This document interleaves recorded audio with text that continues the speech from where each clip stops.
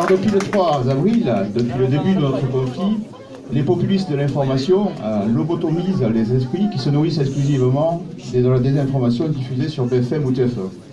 Alors nos rassemblements comme aujourd'hui sont l'occasion de faire les points d'étape et de rétablir quelques vérités. Alors oui, c'est vrai, aujourd'hui, dans ce conflit, nous défendons nos emplois et nos conditions de travail. Quoi d'étonnant ou de choquant? Pour nous ici, on est tous convaincus que c'est légitime.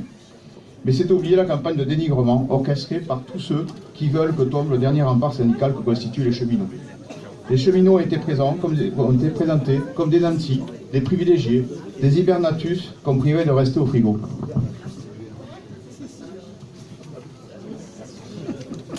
Dans la Macronie, ces caricatures se sont transformées en vérité quasiment officielle, martelées médiatiquement avec une virulence extrême.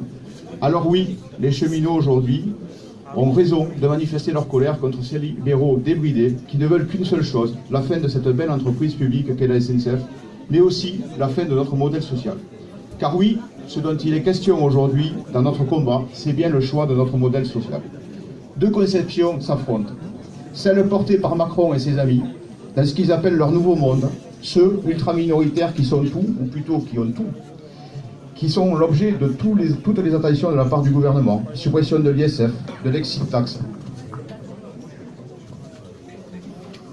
Et ceux qui sont rien et qui sont traités parfois de privilégiés, et c'est un comble, hein, comme les cheminots, et qui sont invités à faire des efforts en acceptant une dégradation de leurs conditions de travail ou encore une augmentation de leurs taxes ou impôts.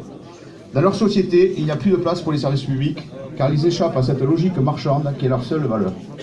Tant pis pour ceux qui sont déjà en situation précaire, parfois loin de nos métropoles où la vie économique se concentre.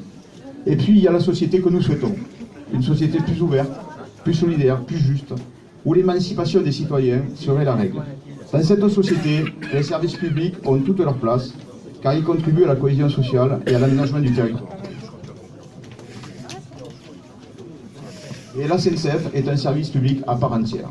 Voilà ce qui est aujourd'hui en jeu, et en défendant nos services publics et nos cheminots, nous luttons également contre le délitement de notre société. En conclusion, je citerai Albert Camus, qui, lorsqu'il a reçu son prix Nobel en 1956, disait « Chaque génération, sans doute, se croit vouée à refaire le monde. La mienne sait pourtant qu'elle ne le refera pas.